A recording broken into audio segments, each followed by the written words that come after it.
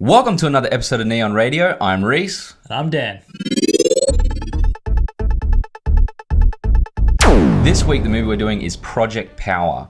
Project Power follows a teenage drug dealer, and a suspended cop, and an ex-soldier who've joined forces to stop the distribution of a drug called Power, which gives its users 5 minutes of superpowers. And I just stumbled my words so much. It's like a tongue twister. I know. Yeah, it's crazy. But yeah, I think that sort of sums up the movie. That is pretty much the movie, simply. This movie has like really good themes that it touches on and never comes back on.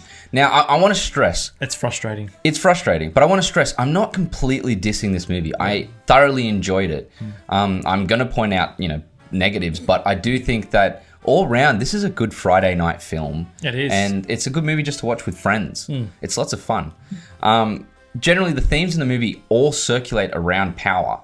This movie starts off really well. Yes. And then when it comes to the third act and when they start bringing in all the corporate beep, it starts going downhill.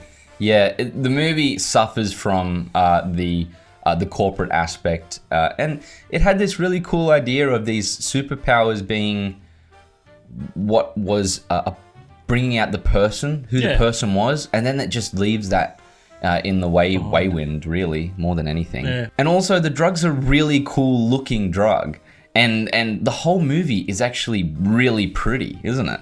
It is. It's shot really, really, really, really, really well. Yeah. On our podcast, Spore Radio, I talked about it being similar to the film Bright. It must be like a Netflix sort of team. I don't know what it is, but don't get me wrong, it's really, really nice. But yeah, it's like a common theme there, Netflix. Yeah, they kind of it feels like it's just like a crew that does it. Yeah. The same crew over and over again. Man. And they're just like on hire, on stand for the next Netflix movie. Yeah, I don't know, and there's nothing wrong with that. No.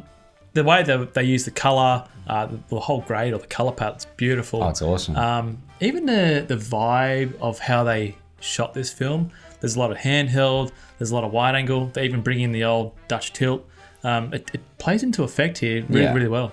I think even the powers that they have in the film are really cool. So good. How good's the CG in it? Oh, the CG is awesome. The CG is top notch. There's really no point in the film where you think it's not an interesting. It's not A grade. And there's little points that are really cool, like whenever they take the drug, there's almost like a requiem for a dream moment, where like things go all things like that, And I thought that was a really cool decision. The decision to make the drug a mutation. Yeah, it's an a bit animal odd. mutation. Yeah, it's a bit odd. I don't know about that. This is where the script just gets too far ahead of itself. Yeah. Keep it simple, localized, and I think they would have had a much better film. Yeah, they turned the film into a global concept. Like, this is something that's going to be a global problem, when the movie should have been, as you said, localized. Should have been a simple story. It should have been about the run of the drug power in the streets and how we can, how they're going to try and stop that distribution more than what it does become, which is like, I wouldn't say convoluted, just unnecessary. Yeah. It totally didn't need it. Yeah. Totally didn't need it. And tonally, the film starts off so well, and then by that third act, it just dies. It dies. Yeah. Absolutely dies now. Yeah. What got me through it though is there's nice action sequences, amazing special effects. Even just the way people die, I thought it was pretty, as bad as that sounds. But yeah, some pretty cool scenes in there if you like a bit of the gore. Well, there's this, because we have a bit of a difference in opinion here. There's a sequence in a tub, and this is a minor spoiler. There's an action sequence in a tub, or it's like a chamber. Yeah. And I didn't know what the hell was going on. I was so focused on the foreground aspect of the film in that shot that it was just went forever. I couldn't grasp it. I loved it. Yeah, you really liked it. Only because it was different. And I think if they kept pushing that different vibe, it'll work. Yeah, I was definitely not completely for it. Jumping back for a moment to the themes, because I didn't get to say what they were. There's this idea of self-worth as a power for the film. There's idea of the abuse of power in the film by people of higher stature. By higher stature, I mean like, people of power. Yeah. It's pretty much the concept. Yeah. And there's a lot of like brand new, there's a lot of themes here that are important to the now, especially people of color being treated wrongly and looked down upon. With people of power. So, I mean, they express that with a bit of a conversation between Art and Robin, the characters in the film. But they never dive deep enough into it. Yeah, it's just like washed aside. It's so surface. Yeah. It's a shame. It is. And if they kept that theme going, this could have been a really out there film, like, and also amazing. Very relevant. Yeah. Just for now, it would have maybe drawn people in a bit more. Yeah. I think. Can we just talk about the actors? The actors, they're good. Amazing. They're like this. I have no problem with the actors. It actually shocked me. Like, I know Jamie Foxx and Joseph Gordon-Levitt are great actors, but the other cast as well, they just, they have screen presence. All of them are like, even like, I mean, bar maybe the main villain, which I won't spoil. Yeah, we won't talk about that one. Yeah. But our main cast, the three, we got Jamie Foxx, Joseph Gordon-Levitt, and Dominique Fishback, and all three of the cast are fantastic. They are. Like they deliver on the performances that they need.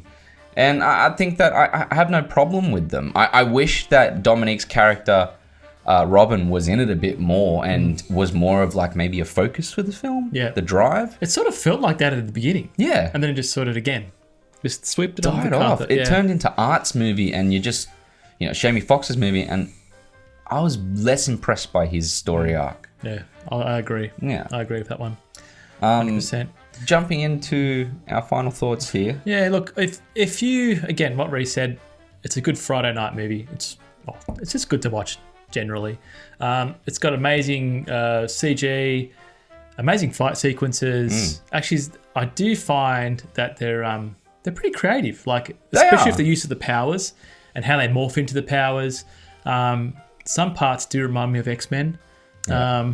But yeah, look, I think it's a pretty good movie. I'm going to give it a 6 out of 10. Yeah, I thoroughly enjoyed the film. I just was kind of disappointed that they didn't extrapolate on the themes that they had in the film. Hence my use of the word themes so many times in this video. But I do think that it was a fun ride to go on, and I think that they had an idea there that they could have really fleshed out a lot more.